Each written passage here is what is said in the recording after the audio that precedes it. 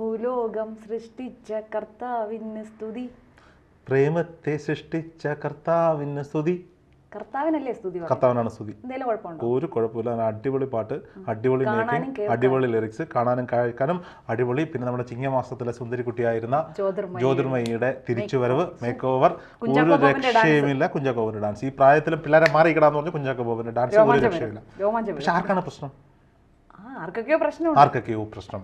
ഉടുപ്പിലെങ്ങാണ്ട് ഒരു കൊമ്പിരുന്നതാണ് പ്രശ്നം. നോക്കൂ, എല്ലാത്തിലും മതം ചെയ്യുന്നത് എന്തിനാ? എത്രയോ ഹിന്ദു ദൈവങ്ങളുടെ പേര് പറഞ്ഞ് പാട്ടുകളുണ്ടായിട്ടുണ്ട്.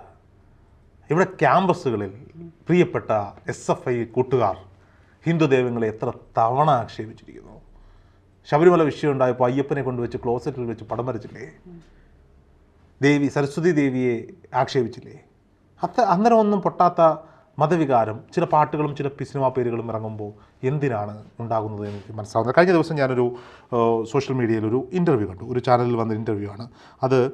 ഫാദർ റോയി കണ്ണഞ്ചിറ എന്ന് പറയുന്ന ബഹുമാനായ ആരാധനായ ഒരു പുരോഹിതൻ്റെ ഇൻ്റർവ്യൂ ആണ്. അതിൽ അദ്ദേഹം പറയുന്നു, കേശു ഈ വീടിൻ്റെ നാഥൻ സിനിമയിൽ അഭിനയിച്ച നടൻ്റെയും ഈശോ സിനിമയിൽ അഭിനയിച്ച നടൻ്റെയും ഗതി കുഞ്ചാക്കോ ബോബനും അമൽ നീരദിനും ഒക്കെ ഓർമ്മയുണ്ടല്ലോ എന്നാണ് ചോദിക്കുന്നത്. അതായത് ദിലീപിനെയും ജയസൂര്യയുമാണ് ടാർഗറ്റ് ചെയ്തത്. ഞാൻ മനസ്സിലാക്കുന്നത് കേശു ഈ വീടിൻ്റെ നാഥൻ ഇറങ്ങുന്നതിന് മുമ്പേ ദിലീപ് പ്രശ്നത്തിലാണ്. ഈ നടി ആക്രമിച്ച കേസിൽ ദിലീപ് ജയിലിലൊക്കെ പോയിട്ട് വന്നിട്ട് ഈ ഇടയ്ക്കാണ് നാദർഷിയുടെ പേര് ആ സിനിമ ഇറക്കുന്നത്. ഈശോ എന്ന സിനിമയിൽ അഭിനയിച്ചത് ജയസൂര്യയാണ്. ജയസൂര്യയുടെ പേരിൽ ഇപ്പോൾ വന്നിരിക്കുന്ന ഒരു ലൈംഗികാരോപണമെന്നൊന്നും വിളിക്കാനേ പറ്റാത്തൊരു സാധനം. അതിൻ്റെ രഹസ്യങ്ങളും കഥകളും ഒക്കെ വരട്ടെ. അതിൻ്റെ ഗതി കുഞ്ചാക്കോ ബോബനും ഈ പറയപ്പെടുന്ന അമൽ നീരദിനും അറിയില്ലേ എന്ന് ചോദിക്കുമ്പോൾ ശപിക്കുകയാണത്. ഒരു ഫാദർ ശപിക്കുകയാണ്. പക്ഷേ ഞാൻ ചോദിക്കട്ടെ, ഈ ദിലീപും ഈ പറഞ്ഞപ്പെടുന്ന ഇനി ഇവർ പറയുന്ന മതം ഞാനും അങ്ങ് തിരിച്ചു ചോദിക്കുക. ദിലീപും നാദർഷയും ഈ പറയപ്പെടുന്ന നമ്മുടെ ജയസൂര്യ ഒന്നും ക്രൈസ്തവ മതവിശ്വാസികളല്ല. കുഞ്ചാക്കോ ബോബൻ ക്രൈസ്തവ മതവിശ്വാസിയാണ്. അത് വിനായക് ശശികുമാർ എഴുതിയ ഒരു നല്ല മനോഹരമായൊരു പാട്ട്. എത്രയോ ഭംഗിയായിട്ടാണ് അതിന് അമൽ നീരദ് വിഷ്വലൈസേഷൻ ചെയ്തിരിക്കുന്നത്. എത്രയോ ഭംഗിയായിട്ടാണ് എൻ്റെ മ്യൂസിക് ചെയ്തിരിക്കുന്നത്. എത്രയോ ഭംഗിയായിട്ട് അഭിനയിച്ചിരിക്കുന്നു. എത്രയോ ഭംഗിയായി എൻ്റെ കൊറിയോഗ്രഫി നിർവഹിച്ചിരിക്കുന്നു. ഇതിൽ എവിടെയാണ് ഈ ക്രൈസ്തവ മതവിശ്വാസത്തെ തൊട്ടത് എന്ന് നമുക്ക് മനസ്സിലാകുന്നില്ല. ആകെ അതിനകത്ത് മനസ്സിലാക്കുന്നത് ജ്യോതിർമയിയുടെ ഒരു വേഷം, പിന്നണിയിൽ നിൽക്കുന്ന ഡാൻസേഴ്സിൻ്റെ ഒരു വേഷം, കുഞ്ചാക്കോ ബോബിൻ്റെ ഒരു വേഷമൊക്കെ കാണുമ്പോൾ ജ്യോതിർമയി തലയൊക്കെ മുട്ടു. ജ്യോതിർമയി കുറേ കാലമായി നരച്ച് സോൾട്ട് ആൻഡ് പെപ്പർ ലുക്കിലാണ് നടക്കുന്നത്. ഇപ്പോൾ മുട്ടയടിച്ചിരിക്കുന്നു. അവർ വരുമ്പോൾ അവരുടെ കോസ്റ്റ്യൂമിൽ ഇവിടെ 2 കൊമ്പുണ്ട്. അത് ഈ പറയപ്പെടുന്ന ആൻറ്റി ക്രൈസ്റ്റ് ചെകുത്താൻ എന്നൊക്കെ വിളിക്കുന്ന വർഗത്തിൻ്റെ കലാകാരന്മാരുണ്ടാക്കി വെച്ചിരിക്കുന്ന 2 കൊമ്പ. ഈ ചെകുത്താനൊന്നും നിങ്ങളാരും കണ്ടിട്ടൊന്നുമില്ലല്ലോ. കലാകാരന്മാരുണ്ടാക്കി വെച്ചതാ. ഈ കർത്താവിനെ നിങ്ങൾ കണ്ടിട്ടുണ്ടോ? കൃഷ്ണനെ നിങ്ങൾ കണ്ടിട്ടുണ്ടോ? ആരെയും നിങ്ങൾ കണ്ടിട്ടില്ല. ഇത് രാജാ രവിവർമ്മയെ പോലെയുള്ള മഹാരഥന്മാർ വരച്ചുണ്ടാക്കി വെച്ചിരിക്കുന്ന ദൃശ്യങ്ങളാണ്. പണ്ട് ഗണപതിയോടൊപ്പം പോയി ഫുഡ് കഴിച്ചു എന്ന് പറഞ്ഞൊരു പയ്യൻ്റെ ഇൻ്റർവ്യൂ ഞാൻ എടുത്തിട്ടുണ്ട്. അന്ന് ഞാൻ ആ പയ്യനോട് ചോദിച്ചാൽ, ആ പയ്യൻ്റെ ഗുരുവിനോട് ഞാൻ ചോദിച്ചതാ, ഗണപതിയുടെ രൂപം ഇതാണെന്ന് നിങ്ങളോട് ആരാ പറഞ്ഞത്? ഇത് രാമചാരവിവർമ്മയെ പോലെയുള്ള പല കലാകാരന്മാർ വരച്ചുണ്ടാക്കിയത് വെച്ച് കണ്ടിട്ട് ഇതാണ് പരമശിവൻ, ഇതാണ് ഗണപതി, ഇതാണ് യേശു എന്നങ്ങ് വാദിക്കുക. ചെകുത്താൻ്റെ വേഷം ഇതാണെന്ന് നിങ്ങളുടെ ആരാടെ പറഞ്ഞേ? ഈ അച്ഛനോടോ ഈ വിവാദം ഉണ്ടാക്കുന്നത് എല്ലാവരോടും അല്ല, അച്ഛനോടും വിത്ത് റെസ്പെക്ട്. ഞാൻ ഒരുപക്ഷെ അദ്ദേഹത്തിനോ മനസ്സിൽ തോന്നിയ കാര്യങ്ങൾ തുറന്നു പറഞ്ഞതാകാം. നിങ്ങളാരാ ഇവരെയൊക്കെ ഇങ്ങനെ പറയാൻ? അത് കലാകാരൻ്റെ സൃഷ്ടിയാണ്. ഒരു കലാകാരന് പറയാനുള്ള സ്വാതന്ത്ര്യം ഭാരതത്തിലുണ്ട്, എഴുതാനുള്ള സ്വാതന്ത്ര്യമുണ്ട്. വിനായക് ശശികുമാർ എന്ന് പറയുന്ന ആളുടെ പേര് ഹൈന്ദവ മത നാമധാരിയുടേതായതാണോ ഇവരുടെ പ്രശ്നം?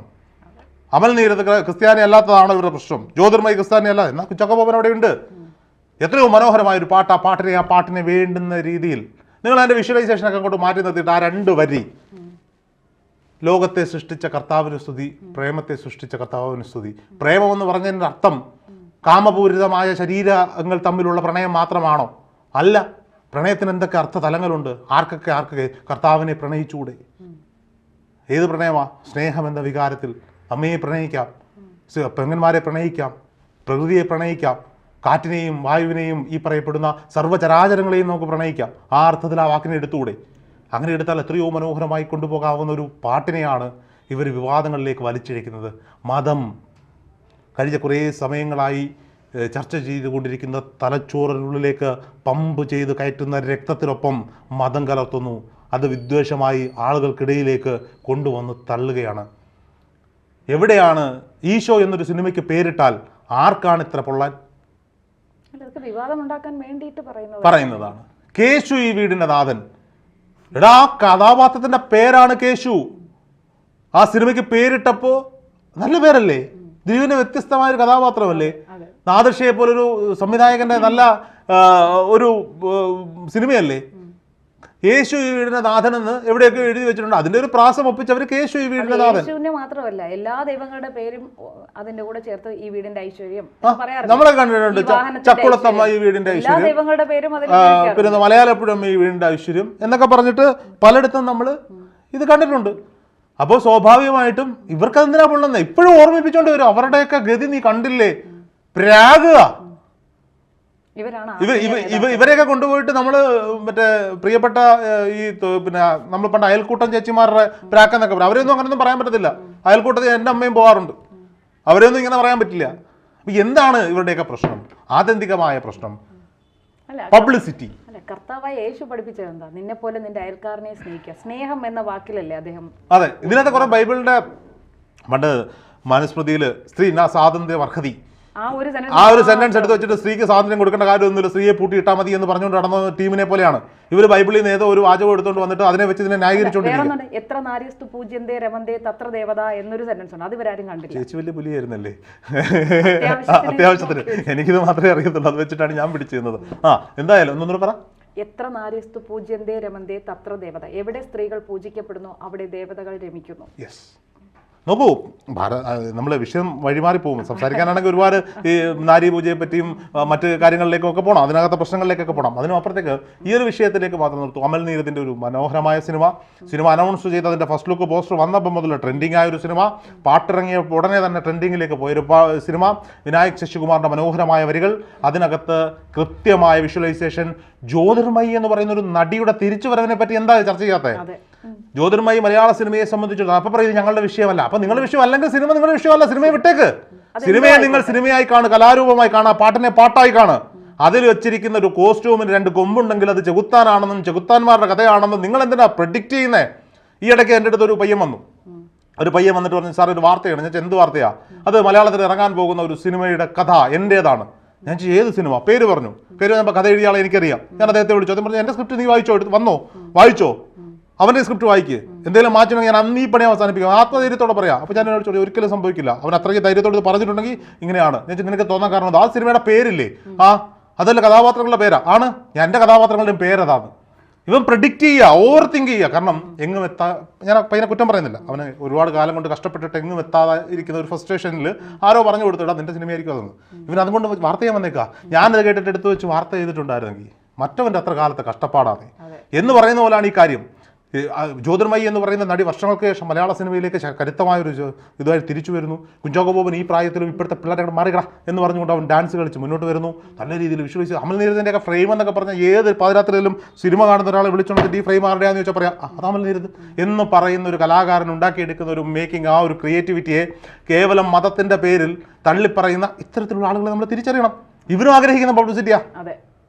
ഇവർക്ക് എന്ത് കർത്താവിനോടുള്ള സ്നേഹം, ഇവർക്ക് എന്ത് സഭയോടുള്ള സ്നേഹം, ഇവർക്ക് എന്ത് ബൈബിളിനോടുള്ള സ്നേഹം? ഒന്നുമല്ല.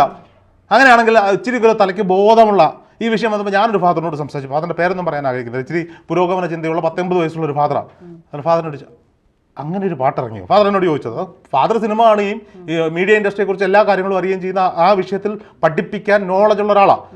അങ്ങനെ ഒരു സിനിമ ഇറങ്ങി, ഞാൻ പാട്ടിറങ്ങി, ഞാൻ അയച്ചു കൊടുത്തു. ഞാൻ തിരിച്ചു കൊടുത്തു. എന്തെങ്കിലും കുഴപ്പം തോന്നിയോ? എന്ത് കുഴപ്പം? പാട്ട് നല്ല പാട്ട്, കൊള്ളാം, കേട്ടിരിക്കാം, രണ്ടോട്ടോടെ ഞാൻ കേൾക്കട്ടെ, രോഗത്തെ ശരി തോന്നി. ഫാദർ വെച്ചിട്ട് പോയി. ഇത് ഇടുങ്ങിയ ചിന്താഗതി കൊണ്ട് ചർച്ച ചെയ്യുക, പ്രാകുക. ദിലീപിൻ്റെ ജയസൂര്യയുടെ അവസ്ഥ കുഞ്ചാക്കോ ബോബനും അമൽ നീരദിനും വരുന്നത് വരെ വരട്ടെ, അവർ നോക്കിക്കോളൂന്നേ. എന്തുവാ ദിലീപിൻ്റെ അവസ്ഥ പണ്ടേ വന്നതാ. ജയസൂര്യ എന്തോ പിടിച്ച് അകത്തിട്ടോ? ജയസൂര്യയുടെ കേസിൻ്റെ അവസ്ഥ എന്താകാൻ പോകുന്നത് നമുക്കറിയാം. ആരോപണം ഉന്നയിച്ചവരെ പറ്റിയും നമുക്കറിയാം. ഇവർക്ക് എന്ത് വരാനാ? നല്ല പാട്ട്, എല്ലാവരും അവിടെ കാണാം. പടത്തിന് കുറച്ചും കൂടി പബ്ലിസിറ്റി എന്ന് മാത്രമേ പറയുള്ളൂ. ഞാൻ ആദ്യം പറഞ്ഞൊരു വാചകം വീണ്ടും ആവർത്തിക്കുന്നു. മസ്തിഷ്കത്തിലേക്ക് ഞരമ്പുകളിലൂടെ രക്തത്തിനൊപ്പം മതം കടത്തിവിടാതിരിക്കുക. മതത്തെക്കുറിച്ച് സംസാരിക്കുമ്പോൾ സൂക്ഷിച്ച് സംസാരിക്കുക.